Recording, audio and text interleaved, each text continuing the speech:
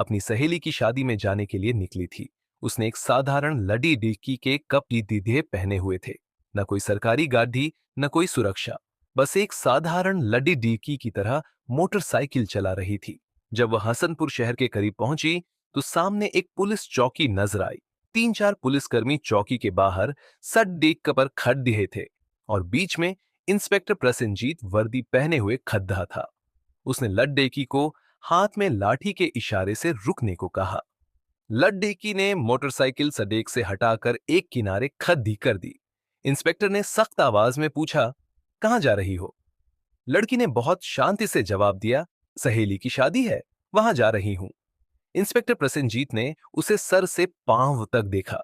लड़की 28 साल की एक खूबसूरत महिला थी जिसका नाम बरनाली सिंह था। फिर हंसते हुए बोला, अच्छा, सहेली की शादी में दावत खाने जा रही हो, लेकिन हेलमेट तुम्हारा बाप पहनेगा। क्यों बद्दी? और यह मोटरसाइकिल भी बहुत तेज चला रही थी। चलो अब चालान दो। इंस्पेक्टर प्रसेनजीत चालान पैड निकालते हुए बोला। बरनाली समझ गई थी कि उसकी नीयत खराब हो गई है और यह एक बहाना है। उसने कहा, सर, मैंने कोई कानून नहीं तोड़ा। ओ मैडम, हमें कानून सिखाने की कोशिश मत करो। उसने पास खड़ी दीदी एक कांस्टेबल की तरफ देखा और फिर बरनाली की तरफ देखकर बोला, इसे सबक सिखाना होगा। अचानक इंस्पेक्टर ने जोरदार थप्पड़ मारा बरनाली के गाल पर। बहुत सवाल करती है। पुलिस जब कुछ बोले तो चुपचाप मान लेना चाहिए। बरनाली का सर एक पल के लिए घूम गया, लेकिन उसने खुद को संभाला। उसकी आंखों में गुस्सा साफ झलक रहा था। चौकी के इंचार्ज इंस्पेक्टर हंसते हुए बोला, अभी भी इसमें अहंकार बाकी है। ऐसे कितनों को ठीक कर चुका हूं, अच्छे से समझाना होगा। एक कांस्टेबल आगे आया और बोला, सर, इसको थाने ले चलो, वहां ठीक से सेवा करेंगे, तब समझेगी पुलिस से कैसे बात करते हैं। एक कांस्टेबल बरनाली की बांस पकड़ देकर खींचते हुए बोला, चल गाड़ी में बैठ। बरनाली ने झटके से हाथ छुड़ाया और गुस्से वाली आवाज में बोली, हाथ लगाने की कोशिश मत करना, वरना अंजाम अच्छा नहीं होगा। इंस्पेक्टर का गुस्सा और बढ़ गया। उसने एक कांस्टेबल को बोला, इसका अहंकार देखो। एक कांस्टेबल आगे आकर बरनाली सिंह के बाल खींचकर जोर से घसीटने की कोशिश करने लगा। बरनाली दर्द से कराह उठी, लेकिन तब भी उसने अपनी पहचान कुछ नहीं बताई थी। वह देखना चाहती थी कि ये लोग और कितना नीचे गिर सकते हैं। तब एक पुलिस ने गुस्से में उसकी मोटरसाइकिल पर लाठी से मारा और बददबदबदाते हुए बोला, बड़ी साधु बन रही है, अब तुझे खिलौना बनाकर खेलेंगे। बरनाली सिंह अच्छी तरह समझ गई थी कि अब उसके साथ क्या होने वाला है और ये लोग कितनी हद तक नीचे गिर सकते हैं। इंस्पेक्टर की आंखों में गुस्सा था। उसने जोर से चिल्लाकर बोला, तेरी जैसी बहुत बुद्धिमान देखी है, पुलिस से बदतमीजी करेगी, आज मजा दिखाऊंगा। चल इसको थाने ले जा, वहीं समझाऊंगा। इस समय बरनाली सिंह तब भी चुप थी। उसने अपनी पहचान जाहिर करने की कोई इच्छा नहीं दिखाई थी। वह देखना चाहती थी कि ये लोग प्रशासन को कितना बदनाम कर सकते हैं, ये कितना अत्याचार कर सकते हैं। इंस्पेक्टर प्रसेनजीत अब चिढ़ गया था। उसके सामने ऐसी महिला खड़ी थी जिसके नरम और खूबसूरत गाल पर थप्पड़ पड़ा था, जिसके बाल खींचे गए थे, जिसे जोर से बांह पकड़ दकर सदक पर घसीटा गया था। लेकिन वह तब भी मूर्ति की तरह खामोश खड़ी थी। न कोई चीख, न कोई रोना।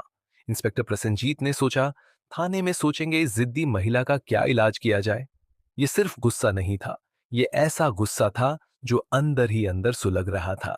चौकी के इंचार्ज इंस्पेक्टर हंसते हुए बोला, अब जुबान भी चलने लगी है, चलो थाने, देखूंगा कितनी बड्डी जुबान चलती है तेरी।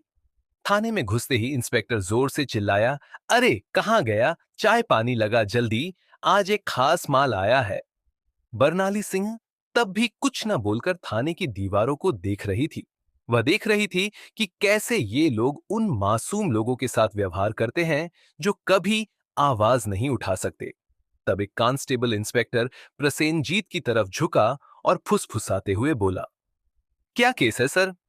कांस्टेबल के सवाल पर इंस्पेक्टर प्रसेनजीत ने कहा, अरे कुछ नहीं, स्पीड या हेलमेट, जो मन चाहे लगा दो, बस अंदर डालकर इसका अहंकार तोड़ना है, ज्यादा सवाल मत कर।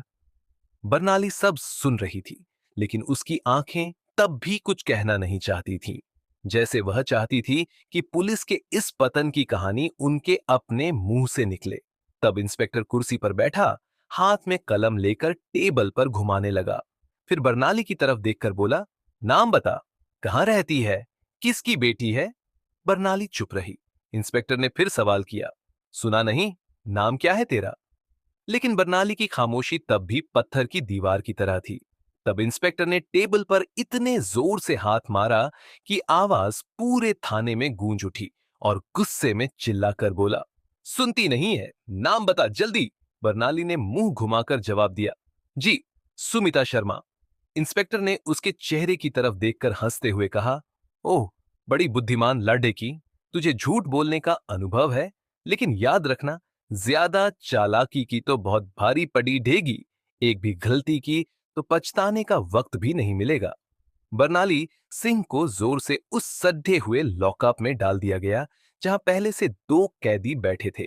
उनमें से एक ने बरनाली की तरफ देखकर बोला, बहन, तूने क्या जुर्म किया है? बरनाली ने हल्की मुस्कान दी, लेकिन कुछ नहीं बोली। अब वह सिर्फ देख रही थी कि यह पूरा सिस्टम कितना सडीडीएच चुका है। अगर एक एसडीओ को ऐसे बिना कारण अंदर किया जा सकता है, तो आम लोगों की हालत का अंदाजा लगाना मुश्किल नहीं है। बरनाली अब उस कोठरी के कोने में बैठी थी, सब देख रही थी, सुन रही थी और हर हरकत को समझ रही थी। इंस्पेक्टर प्रसेनजीत ने एक झूठी रिपोर्ट बनाई और बोला, इस पर चोरी और ब्लैकमेलिंग का केस लगाओ। फाइल पर हाथ मारकर बोला, चलो जल्दी करो। एक कांस्टेबल ने पूछा, लेकिन सर, सबूत के बिना? इंस्पेक्टर हंसते हुए बोला, इस थाने में सबूत लाया नहीं जाता, सबूत बनाया जाता है। थोड़ी देर बाद एक कांस्टेबल आकर बरनाली के कंधे पर जोर से हाथ मारा। इंस्पेक्टर हाथ उठा ही रहा था, तभी दरवाजे पर एक सख्त आवाज सुनाई दी, रुको। सब मुड़कर देखा तो दरवाजे पर सीनियर इंस्पेक्टर संजय वर्मा खड़े थे। उनकी शोहरत दूसरों से कुछ बेहतर थी। उन्होंने अंदर देखा और महिला की हालत देखकर उनके माथे पर शिकन आ गई। पूछा, ये सब क्या हो रहा है? प्रसेनजीत हंसा और बोला, कुछ नहीं सर, एक सड़क छाप औरत ज्यादा होशियारी दिखा रही थी, सबक सिखा रहा हूं। संजय ने बरनाली को अच्छे से देखा, उसका व्यवहार साधारण महिला जैसा नहीं लग रहा था। पूछा, इसका जुर्म क्या है? प्रसेनजीत घबरा गया, बोला, सर, चेकिंग में बदतमीजी की थी। संजय को कुछ शक हुआ। उसने बरनाली से पूछा, तुम्हारा नाम क्या है? बरनाली चुप रही। प्रसेनजीत हंसते हुए बोला, सर, ये तो नाम भी नहीं बता रही। संजय पूरी तरह सतर्क हो गए। उन्होंने कांस्टेबल को आदेश दिया, इसे अकेले कोठरी में रखो। प्रसेनजीत हैरान रह गया। लेकिन सर, संजय ने सख्ती से कहा, मैं खुद इसके पास रहूंगा। उनके आदेश पर बरनाली को एक और कोठरी में बंद किया गया, जो पिछली वाली से भी ज्यादा बदबूदार और अंधेरी थी। बरनाली ने चारों तरफ देखा। एक कोने में एक टूटी हुई टेबल पड़ी थी और पास में एक जंग लगी लोहे की रॉड। अब वह उस गंदे सिस्टम का असली चेहरा और करीब से देख रही थी। हर पल उसकी आंखों को समझ आ रहा था कि कानून सिर्फ फाइलों तक ही सीमित रह गया है। तब एक कांस्टेबल दौड़ा कर आया और बोला, सर, बाहर एक बड्ढी गाढ़ी खद्दी है। प्रसेनजीत चौंक उठा। पूछा, कौन सी गाड़ी? कांस्टेबल घबरा कर बोला, सर, सरकारी गाड़ी। वह तेजी से बाहर गया और गाड़ी के अंदर देखते ही उसकी आंखें फटी रह गईं। वह हड़बड़ाकर वापस आया और धीमी आवाज में बोला, सर। प्रसेनजीत चिढ़कर बोला, क्या हुआ, कौन आया है? कांस्टेबल कांपते हुए बोला, सर, कमिश्नर साहब आए हैं। प्रसेनजीत का मुंह फीका पर डीडीएच गया। सीनियर इंस्पेक्टर संजय वर्मा भी सतर्क हो गए, क्योंकि अब मामला सीधे ऊपर पहुंच गया था। कमिश्नर साहब ने थाने में कदम रखा और उनकी आंखों में साफ गुस्सा दिख रहा था। उन्होंने प्रसेनजीत की तरफ देखा और सख्त आवाज में पूछा, इंस्पेक्टर प्रसेनजीत, यहां क्या तमाशा चल रहा है? प्रसेनजीत घबरा कर बोला, कुछ नहीं सर, बस एक छोटा सा केस है। कमिश्नर साहब ने टेबल से फाइल उठाई और ध्यान से पढ़ा ही। उनके माथे पर शिकन आ गई। फिर उन्होंने कोठरी में झांका और बोले, ये कौन है? सर, इस महिला के खिलाफ 420 और धोखाधड़ी का केस है। कमिश्नर साहब ने पूछा, तुम्हारे पास सबूत है? उन्होंने फिर कहा, कोई सबूत है तुम्हारे पास? अब प्रसेनजीत पूरी तरह फंस गया था। कमिश्नर साहब ने महिला की तरफ सीधे सवाल किया, तुम्हारा नाम क्या है? और पहली बार बरनाली सिंह ने हल्की मुस्कान दी और बोली, एसडीओ बरनाली सिंह। पूरे थाने में खामोशी छा गई। सबका मुंह फीका पर डीडीडीएच गया। प्रसन्नजीत के हाथ पांव कांपने लगे। बाकी सब कांस्टेबल हैरान खड्डीहे हो गए। प्रसन्नजीत के पैरों तले जमीन खिसक गई। जिस अफसर को वह चोर समझ रहा था, वह वही अफसर था जो पूरे जिले का कानून चला रहा था। दरअसल वह कोई साधारण महिला नहीं थी। वह स्वयं एसडीओ बरनाली सिंह थी, जिसे सड्डी डीडोक पर घसीटा गया था, बाल पकड़ रह गए थे, थप्पड़ मारा गया था। ये बात सबके सामने आते ही पूरे थाने में हड़कंप मच गया। सब कांस्टेबल सन्न रह गए।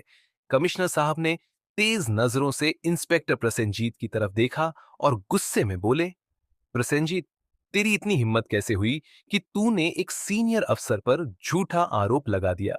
प्रसेनजीत कुछ कहने की कोशिश कर रहा था। तभी वहां खड्डी दीछे सीनियर इंस्पेक्टर संजय वर्मा ने जोर से बोला, सर, मैंने तो पहले ही कहा था कुछ गड़बड़ है। अब प्रसेनजीत पूरी तरह अकेला पड़ी डीडीएच गया था। तब बरनाली सिंह ने अपनी शांत लेकिन सख्त आवाज में पहली बार सीधे फैसला सुनाया और बोली, प्रसेनजीत, अब तेरी नौकरी गई, तेरा सस्पेंशन पक्का है और तेरे खिलाफ अब मुकदमा भी चलेगा। ये सुनकर प्रसेनजीत का जैसे दम घुट गया। बाकी पुलिस वाले उससे मुंह मोद लिए। संजय वर्मा ने तुरंत आवाज दी, हवलदार साहब, इसको पकड़ दच कर लॉकअप में डालो। लेकिन तब प्रसेनजीत ने जेब से एक मुद्दा हुआ कागज निकाला और हंसते हुए बोला, रुको मैडम, ये पहले देख लो, फिर जो करना है करना। उसने कागज दिखाया।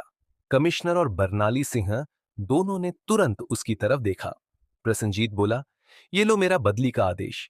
3 दिन पहले ही मेरी बदली हो चुकी है। अब तुम जितनी मर्जी नाराज हो जाओ, मुझे नौकरी से नहीं निकाल सकती। पूरा थाना फिर खामोश हो गया। बरनाली ने कागज हाथ में लेकर पढ़ा। कमिश्नर ने आंखें तिरछी करके सीनियर इंस्पेक्टर संजय वर्मा की तरफ देखा और बोले, जाओ देखो ये कागज असली है या सिर्फ दिखाने के लिए। संजय ने कंप्यूटर रिकॉर्ड देखकर सर उठाया और बोले, सर, ये तो असली है, लेकिन अभी इसने नए इंस्पेक्टर को चार्ज नहीं सौंपा है। यानी अभी भी यहां का असली इंस्पेक्टर यही है और सारे गलत काम इसी ने किए हैं। अब कोई इसे बचा नहीं सकता।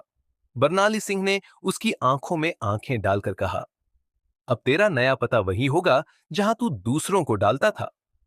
कमिश्नर ने भी सर हिलाकर इशारा किया। तो कांस्टेबल उसे पकड़ दीजने बढ़े ही थे कि प्रसेनजीत ने फिर चाल चली और बोला, रुको मैडम, मैं अकेला नहीं हूं। तुम्हें क्या लगता है पूरा दोष सिर्फ मेरा है? फिर उसने थाने के दूसरे पुलिस वालों की तरफ इशारा करके बोला, ये सब मेरे साथ है, ऊपर तक सब शामिल हैं। कुछ पुलिस वालों के मुंह का रंग उड्डीडस गया। सीनियर इंस्पेक्टर संजय वर्मा ने स्थिति को समझते हुए एक एक करके देखना शुरू किया। बरनाली सिंह ने कमिश्नर की तरफ देखकर कहा, अब यह पूरा थाना ही साफ करना होगा, कोई नहीं बचेगा। कमिश्नर भी बोले, जो हुक्म मैडम, अब एक एक का हिसाब लिया जाएगा। यह बात मुंह से निकलते ही थाने में जैसे बिजली दौड़ ढेक गई। थाने के बाहर कुछ पत्रकार चुपचाप खड़े ऐसे थे, जिन्हें पहले से ही शक था कि थाने में कुछ बदी गड्डी दिख चल रही है। जब उन्हें खबर मिली कि पूरा थाना लाइन हाजिर किया गया है, तभी उन्होंने मोबाइल से खबरें फैलाना शुरू कर दिया। एक चमचमाती गाड़ी थाने के सामने आकर रुकी। दरवाजा खुला और स्वयं एसपी साहब बाहर आए। चारों तरफ देखा तो सबके मुंह लटके हुए थे। थाने के सभी अफसर एक तरफ खद्दे थे और एसपी साहब ने कहा, यहां कब से तमाशा चल रहा है?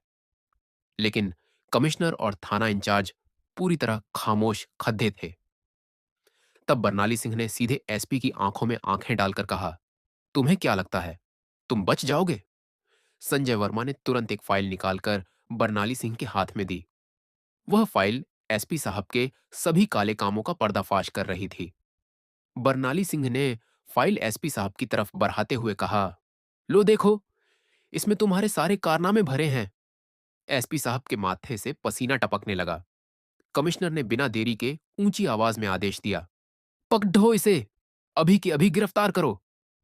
पूरा थाना हक्का बक्का रह गया। इतने बद्दे अफसर को किसी ने पहली बार इस तरह सरेआम चुनौती दी थी। एसपी की गिरफ्तारी के साथ ही पूरे जिले में तूफान आ गया। मामला दिल्ली तक पहुंच गया। मुख्यमंत्री तक कहाबर पहुंची और वहां से सीधे आदेश आया, जिले में जितने अफसर मिलकर गड्ढे जांच कर रहे हैं, उन सबको पकड़ दज कर अंदर डालो। अगले 2 दिनों में पूरे जिले से 40 से ज्यादा पुलिस अफसर, 10 से ज्यादा बद्दे अफसर और कुछ राजनीतिक नेता गिरफ्तार हो गए। पूरे हसनपुर जिले की हवा बदल गई। अब चारों तरफ सिर्फ एक ही चर्चा थी, एसडीओ बरनाली सिंह की ईमानदारी और हिम्मत, जिन्होंने पूरे सड्डे हुए सिस्टम को हिला दिया था। अब प्रशासन में एक नई रफ्तार थी, एक नया विश्वास था। आपकी पसंद के अनुसार